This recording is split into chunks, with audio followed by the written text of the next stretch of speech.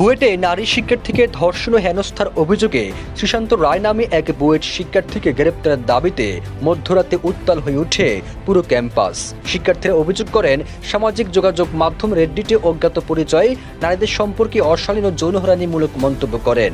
এছাড়া ধর্ষণের বিষয়টি নিজেই স্বীকার করেন সুশান্ত রায়। এরপরে মধ্যরাতে ক্ষোভে ফেটে ওঠে বুয়েট শিক্ষার্থীরা। বিক্ষোভের স্লোগান ওঠে, ধর্ষকের ঠিকানা এই বুয়েটে হবে না। বুয়েটের ঘটনায় বিক্ষোভে উত্তাল হয়ে ওঠে ঢাকা বিশ্ববিদ্যালয় ক্যাম্পাসও।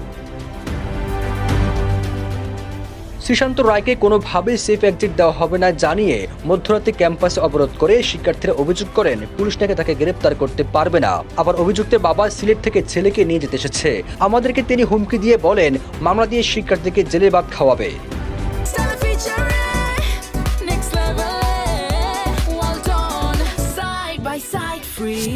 পরে আন্দোলনকারী শিক্ষার্থীদের দাবির মুখে অভিযুক্ত সুশান্ত রায়কে সাময়িক বহিষ্কার করেন ছাত্র কল্যাণ পরিদপ্তরের পরিচালক অধ্যাপক ডক্টর এ.কে.এম. মাসুদ। লিখিত এক বিজ্ঞপ্তির মাধ্যমে বলা হয়, বিশ্ববিদ্যালয়ের তড়িৎ ও ইলেকট্রনিক প্রকৌশলী বিভাগের 21 ব্যাচের শিক্ষার্থী সুশান্ত রায়ের ছাত্রত্ব সাময়িকভাবে বাতিল করা হলো।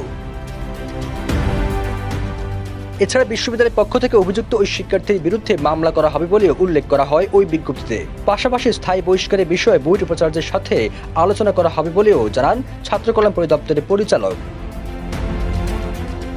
পরে মধ্যরাতে শিক্ষার্থীদের দাবির মুখে বিশ্ববিদ্যালয় প্রশাসনের পক্ষ থেকে মামলা দায়ের করা হয়। বুয়েট প্রশাসনের দায়ের করা মামলায় ওই শিক্ষার্থীকে গ্রেপ্তার করেছে চকবাজার থানা পুলিশ। থানার duty officer SI Nazmul Islam এই তথ্য নিশ্চিত করেছেন। তিনি জানান, বর্তমানে সুশান্ত রায় থানা হেফাজতে রয়েছেন। সবুজ আলম, নিউজ ডেস্ক, ইত্তেফাক।